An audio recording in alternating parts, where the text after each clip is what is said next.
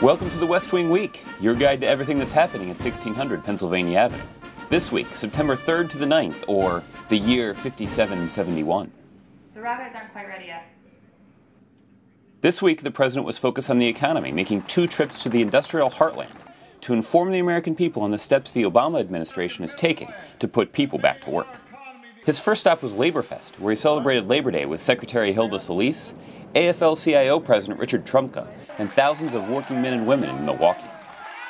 President Obama outlined his plans to upgrade our nation's roads, railways, and runways, rebuilding 150,000 miles of our roads, enough to circle the globe 6 times, and laying down 4,000 miles of our railways, enough to stretch coast to coast. But the bottom line is this, Milwaukee, this will not only create jobs immediately, it's also going to make our economy hum over the long haul.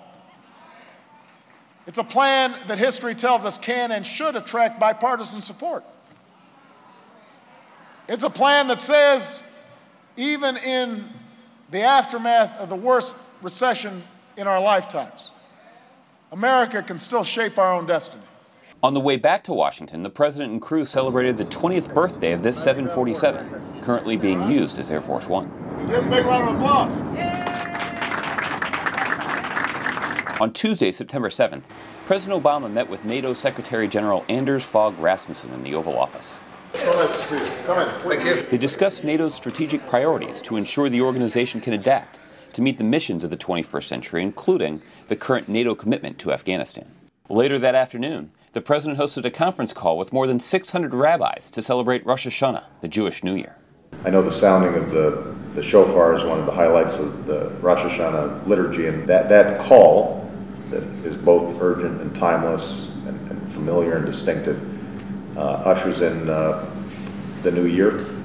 And with you, I hope and pray that this year will be a year of health and happiness and joy and justice, and ultimately, perhaps a year of peace.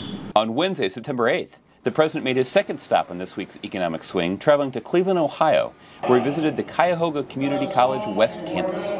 He spoke about his vision for America's future and his plan to strengthen the economy and grow the middle class through targeted tax cuts, support for small businesses, and long-term investments in education, clean energy, and infrastructure.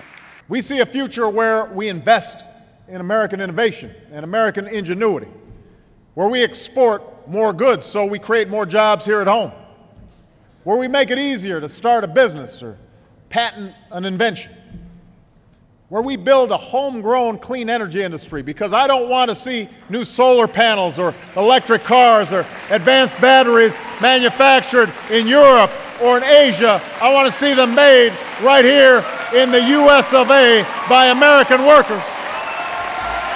Back at Andrews Air Force Base, the First Lady landed from a trip to promote her Let's Move initiative in New Orleans just as Air Force One was arriving, giving the president an opportunity to offer her a lift home. To find out more information on any of these topics or to see complete videos of these events, go to whitehouse.gov. And thanks again for checking out your West Wing Week. Why don't you just commute?